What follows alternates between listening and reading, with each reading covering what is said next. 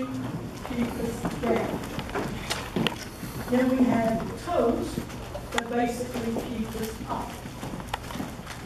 To get from the heel to the toe is impossible. We have to have an elevating step, which we call the heel toe.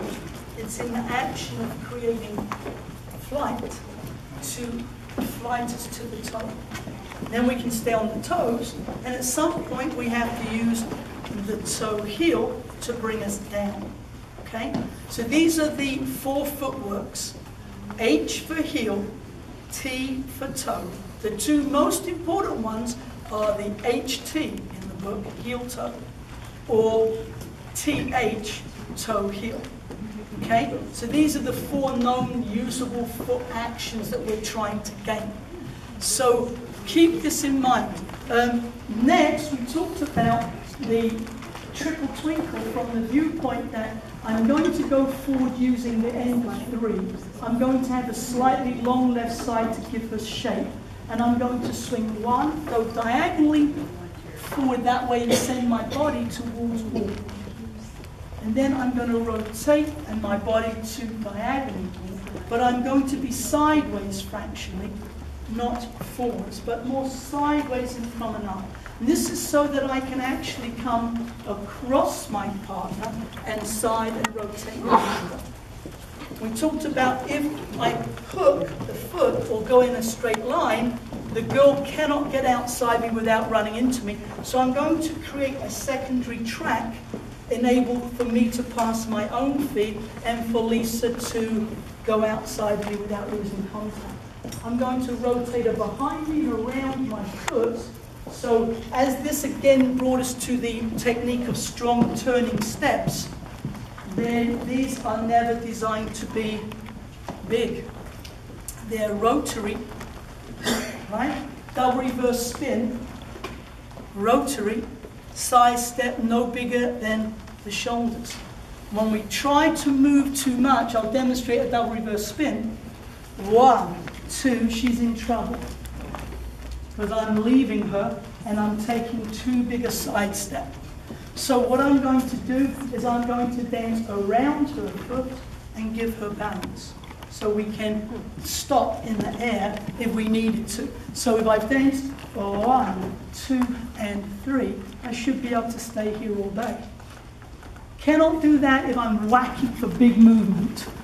There is no way to control balance when the steps that are rotating become too big. Yes, that's why any of you who try pivots, if you try to power pivot, you're going to get in a lot of trouble. Pivots do not power. They're rotary, so by definition, anyone who pivots only rotates. We have power only in the use of the legs. We don't go attacking the partner, because as it's a swing dance, if I drive forward like everyone teaches, she would be pushed to swing the leg back. Because it's a flight dance, it's a swing dance. So I can only rotate so my girl's foot is kept in front of her.